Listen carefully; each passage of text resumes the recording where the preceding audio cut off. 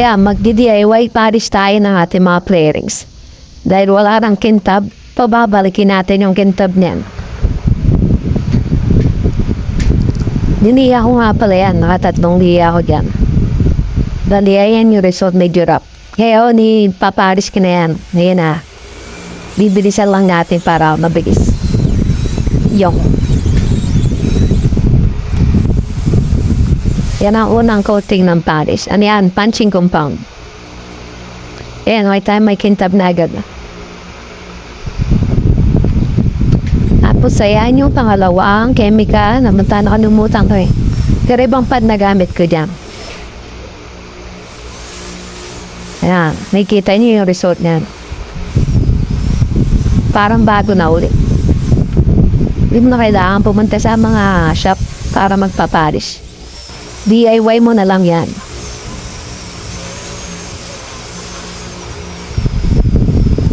Ayan o.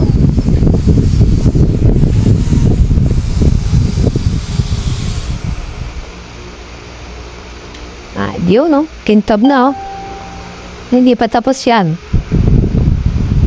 Pangalawa ano pa lang yan. Pero pa yan. Panghuli. Pinaka-finishing niya. Ayan, grabing kintab o. Pwede ka naman alamin.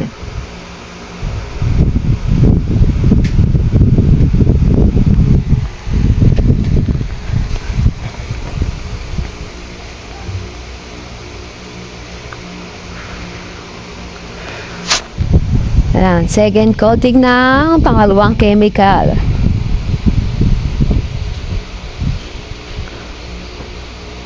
Siyan, unang alat nyo lang muna. Spread nyo lang yung chemical. Yeah.